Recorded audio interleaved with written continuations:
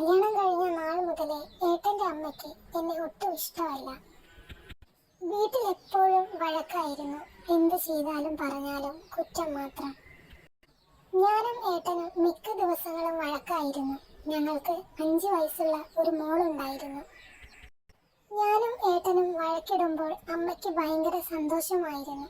അത് അമ്മയുടെ മുഖത്ത് കാണാൻ പറ്റുമായിരുന്നു.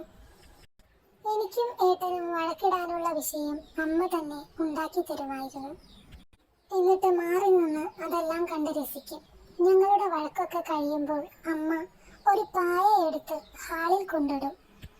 എന്നിട്ട് ഏട്ടനെ വിളിച്ച് അവിടെ കിടക്കാൻ പറയും. ഏട്ടൻ ചെന്ന് കിടക്കുകയും ചെയ്യും. ഇത് ഇങ്ങനെ തുടർന്നുകൊണ്ടേയിരുന്നു. ഒരു ദിവസം ഞാൻ മോളെ സ്കൂളിൽ അയക്കാൻ ഒരുങ്ങുമ്പോൾ ഉണ്ടായ ഒരു പ്രശ്നം എൻ്റെ ജീവിതം തന്നെ മാറ്റിമറിച്ചു. സ്കൂളിൽ പോകാൻ സമയമായിട്ടും മോൾ എഴുന്നേൽക്കാത്തത് കണ്ട് ഞാൻ ചെന്ന് ഒരടി വെച്ചു കൊടുത്തു. കുറെ നേരമായിട്ടും വിളിച്ചിട്ട് എഴുന്നേൽക്കാത്തത് കൊണ്ടാണ് ഞാൻ ഒരടി കൊടുത്തത്. ചെറിയ ഒരടി. മോൾ ചാടി എഴുന്നേറ്റു. അവൾ കരഞ്ഞതൊന്നുമില്ല. അവൾക്ക് വേദനിച്ചെങ്കിൽ അവൾ കരയില്ലേ? ഞാൻ അവളെ അടിച്ചത് അമ്മ ഏട്ടനോട് ചെന്ന് പറഞ്ഞു കൊടുത്തു. എടാ മോനെ, അവൾ നമ്മുടെ മോളെ അടിച്ച് കൊല്ലുന്നടാ എന്ന്. ഏട്ടൻ ഓടി വന്ന് എനിക്കൊരടി തന്നു. എൻ്റെ കുഞ്ഞിനെ നീ തല്ലോടി എന്നും പറഞ്ഞു. ഞാനൊന്നും മിണ്ടാതെ ഇരുന്ന് കരഞ്ഞു. എൻ്റെ അമ്മയെ വിളിച്ച് കാര്യം പറഞ്ഞു.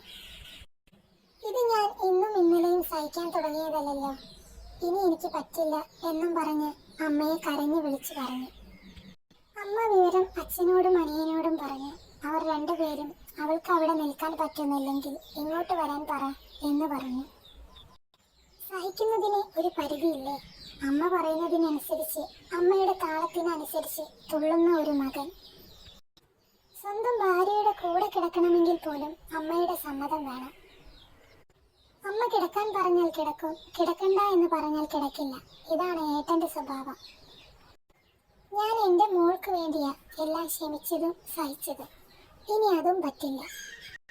ഇനിയും ഇതൊക്കെ കണ്ടും കേട്ടും ഇവിടെ നിന്നാൽ ഞാൻ വല്ല കടുങ്കയും ചെയ്തു പോകും.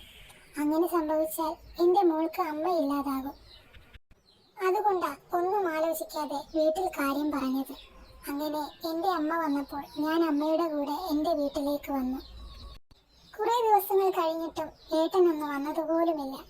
മോളെ ഫോണിൽ പോലും ഒന്ന് വിളിച്ചില്ല. ഒരു ദിവസം രാവിലെ ഒരു പോസ്റ്റ്മാൻ വീട്ടിൽ വന്ന് ഒരു ലെറ്റർ തന്നു. തുറന്നു നോക്കിയപ്പോൾ അത് ഡിവോഴ്സ് നോട്ടീസ് ആയിരുന്നു.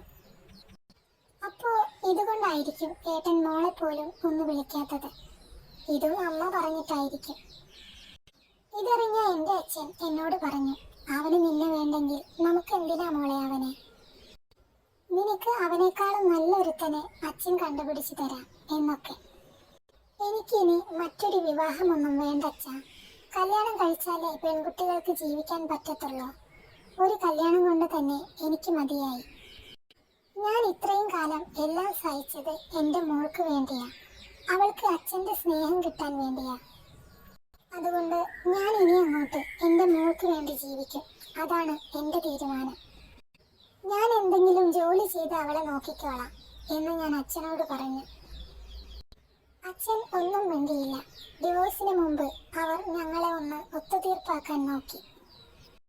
ഏട്ടനെ ഡിവോഴ്സ് വേണമെന്ന് പറഞ്ഞു. അപ്പോൾ ഞാനും അത് തന്നെ പറഞ്ഞു. ഏട്ടൻ്റെ അമ്മ പുറത്തു നിൽപ്പുണ്ടായിരുന്നു.